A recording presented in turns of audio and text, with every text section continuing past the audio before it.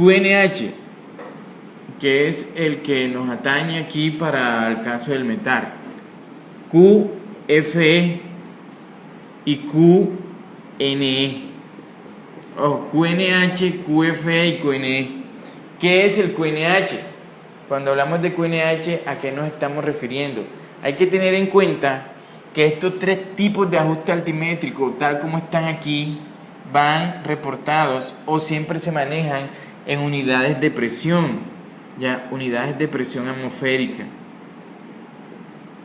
Unidades de presión atmosférica.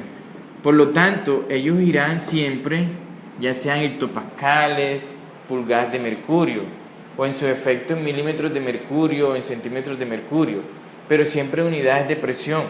¿Sí? ¿Por qué? Porque QNH es la presión atmosférica reducida al nivel medio del mar. Presión atmosférica reducida al nivel medio del mar. ¿Sí? Cuando una aeronave, cuando un piloto regla su altímetro con el valor de QNH, entonces el altímetro le dará una información, una indicación, que es una longitud en pies, una distancia vertical entre el nivel de la aeronave y el nivel medio del mar. A eso se le conoce como altitud. Entonces, por lo tanto, cuando una aeronave regla su altímetro con QNH, el altímetro le arroja como información la altitud a la que se encuentra la aeronave. Ese es un valor que lo suministra en pies porque es una información de longitud, distancia vertical entre la aeronave y el nivel medio del mar. Eso se llama altitud. El QNH no es la altitud, no. El QNH es la presión atmosférica reducida al nivel medio del mar, que cuando se regla con QNH se obtiene un valor de altitud que está suministrado por el altímetro de la aeronave. ¿Ya? Ojo con eso. El QNH es una información que debe estar dada en unidades de presión atmosférica porque es la presión atmosférica reducida al nivel medio del mar. 2. El QFE. ¿Qué es el QFE? Cuando hablamos de QFE, ¿a qué nos referimos? La presión atmosférica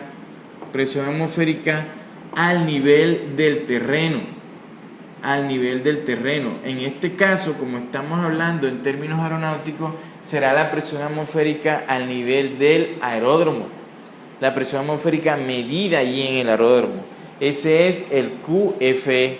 Cuando una aeronave regla su altímetro con QFE, obtiene una información que es una distancia vertical entre la aeronave y el nivel del aeródromo.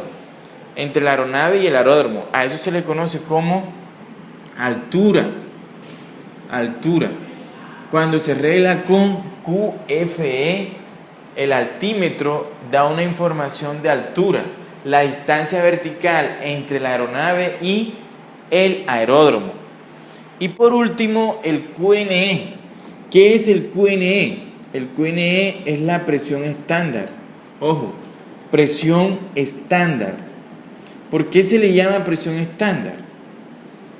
Porque es la presión estandarizada que contempla la atmósfera tipo de la OASI, la popular ISA, que es una atmósfera hipotética que plantea la OASIS para que a través de ella se pueda garantizar seguridad en la navegación aérea.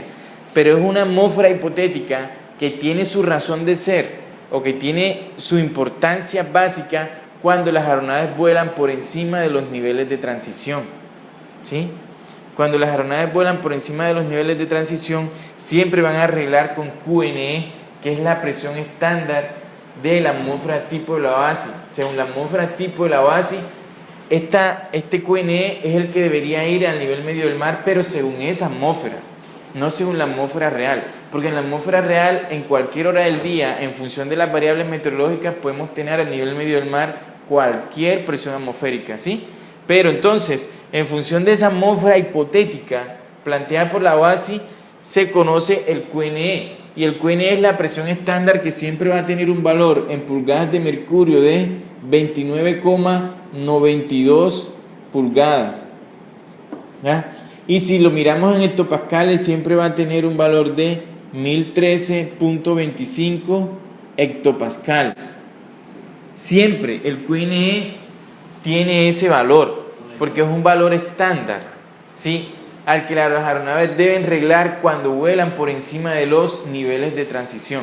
Entonces, cuando una aeronave regla su altímetro con QNE, es porque ya está por encima del nivel de transición y por lo tanto el altímetro le va a arrojar una información que es una distancia en pies entre el nivel de la aeronave y el nivel al cual se encuentra la presión de 2992, y a eso se le conoce como fly level, nivel de vuelo.